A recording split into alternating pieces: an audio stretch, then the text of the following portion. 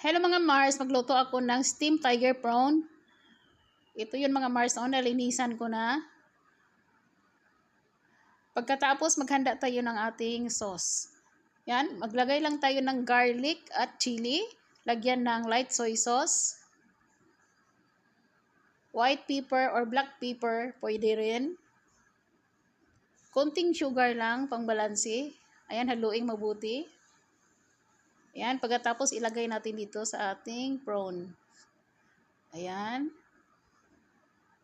Nakahanda na ako ng kumukulong tubig. Ilagay na natin steam ng 8 minutes or 7 to 8 minutes. Ito na yung mga Mars. Ayan, after 8 minutes,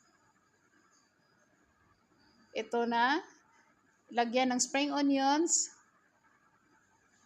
at buhusan ng kumukulong mantika.